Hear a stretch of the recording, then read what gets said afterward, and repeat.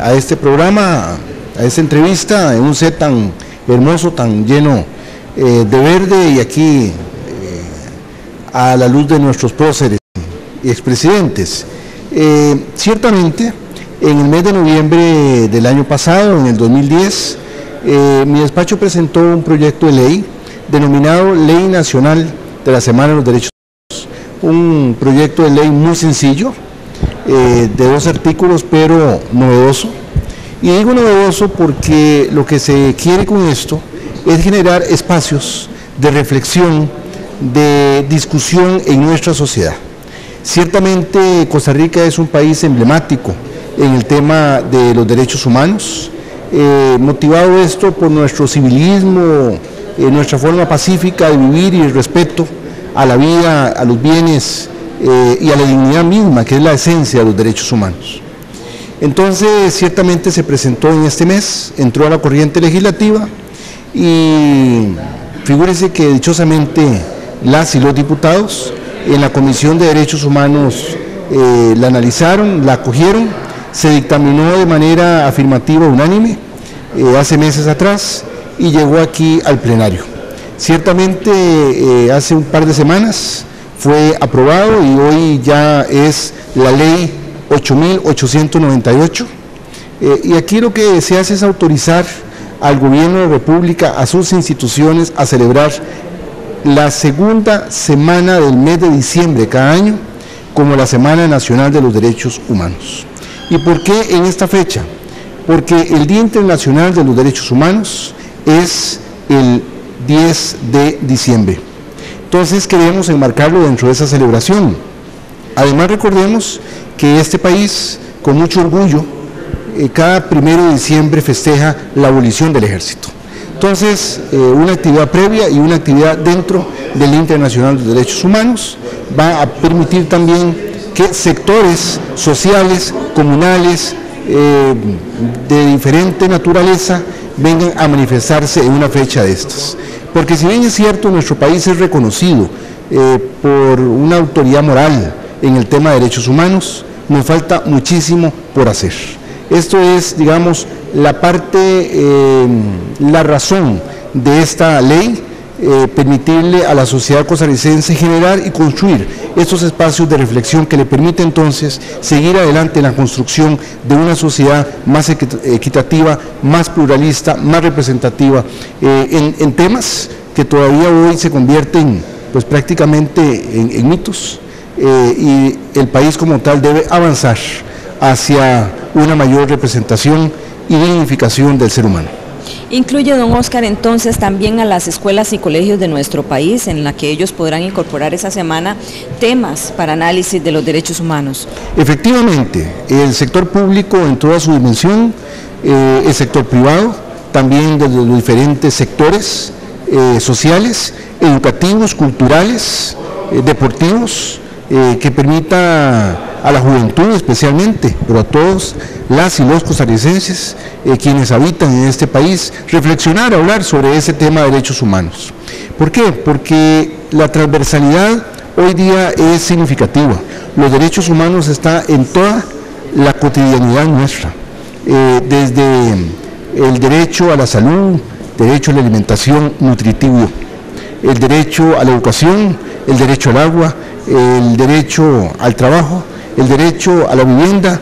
En fin, hay una transversalidad donde la dignidad del ser humano, decía, es el eje central. Don Óscar, usted que tiene conocimiento y que está empapado de la materia de los derechos humanos, en nuestro país, por ejemplo, se dan algunas violaciones, principalmente en el sector de Talamanca, en el área que nosotros hemos analizado siempre, los indígenas. ¿Usted tiene alguna denuncia con respecto a ellos o algún avance que se esté conociendo al respecto? Bueno, tal como mencionábamos, el país ha avanzado muchísimo de su vida republicana en ese tema, pero queda aún más por hacer. No solo se violentan los derechos humanos de indígenas, se violentan los derechos humanos de los privados de libertad, y respetan los derechos humanos de muchos sectores. Allí es entonces donde tenemos que seguir como sociedad reflexionando y tomando acciones de manera programática, efectivas y reales en la defensa de los derechos básicos elementales del hombre y la mujer.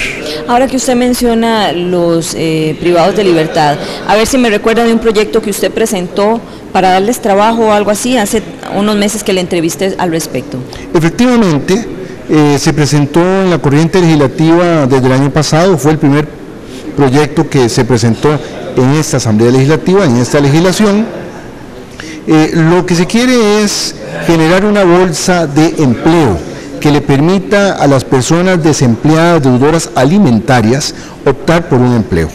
Muchas de ellas pierden sus empleos y no es porque no quieren contribuir con la manutención de sus acreedores alimentarios, sino no tienen trabajo. Entonces lo que se quiere es, en el marco del derecho humano a un trabajo, permitirle a esta gente accesar a través de una interacción interinstitucional. Estamos hablando del IMAS, del INA, del IAFA, del Ministerio de Trabajo, pero lo importante es la participación de la empresa privada para generar entonces una bolsa de trabajo que permita a esta gente accesar. Además, muchos de ellos que están pues en cárceles, porque es la única razón de estar privados de libertad sin haber cometido un delito, que es el deudor alimentario, cuando se incumple. Entonces lo que se quiere es generar un tipo de patronato. Esto en nuestro país es nuevo, pero en otros países ya se viene practicando. Es generar esa oportunidad de un trabajo, porque cada privado de libertad por razones alimentarias es un estómago hambriento en una casa. Entonces el proyecto viene avanzando, viene trabajándose con las consultas, las instituciones consultadas han estado de acuerdo en este tema y permite además pues no abarrotar tantísimo las cárceles.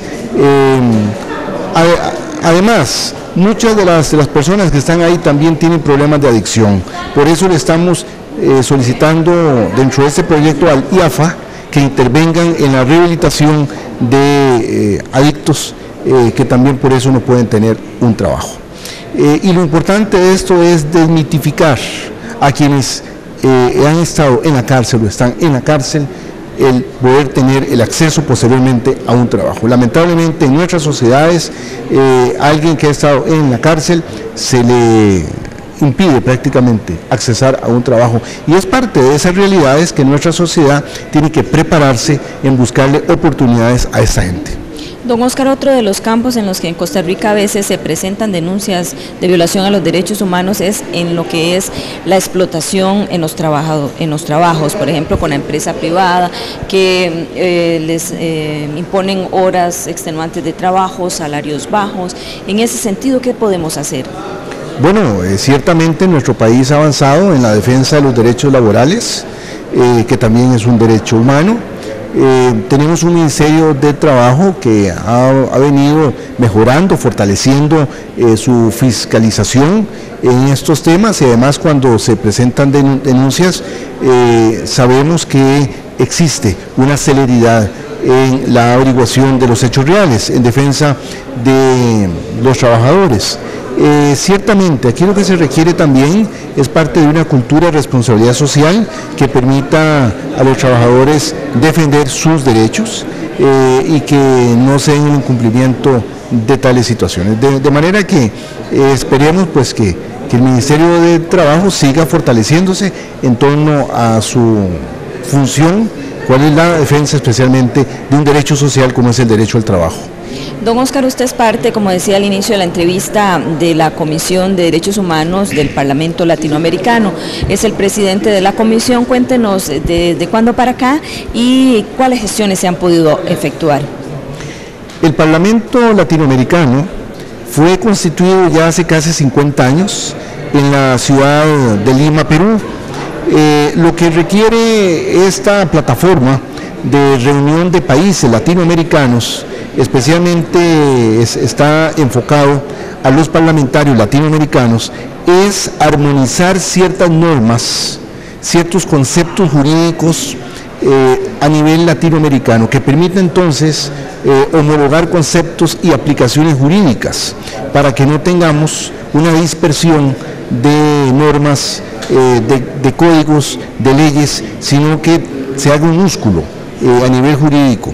Por ejemplo, ahora que estamos tocando temas tan vulnerables, tan sensibles como el narcotráfico, el crimen organizado, el Parlamento Latinoamericano ha dictado una ley marco que le permite a toda América Latina trabajar en conjunto para combatir este flagelo. Y así también hemos venido trabajando. Estamos con el tema del derecho a la alimentación sana y nutritiva. A nivel de América Latina estamos trabajando ahora en Caracas, pronto se va a tener un foro sobre el tema del derecho humano al agua. Entonces son temas de manera general que nos interesa a todos los países latinoamericanos, y como legisladores lo que hacemos es adoptar leyes marco que nos permita llevar a nuestros congresos y convertirlas en leyes a nivel interno. De manera que el Parlamento Latinoamericano es una plataforma muy importante para los países latinoamericanos de trabajar en conjunto. Bien, muchísimas gracias, don Oscar. Lo dejamos para que haga quórum y volvemos en cualquier momento con más información.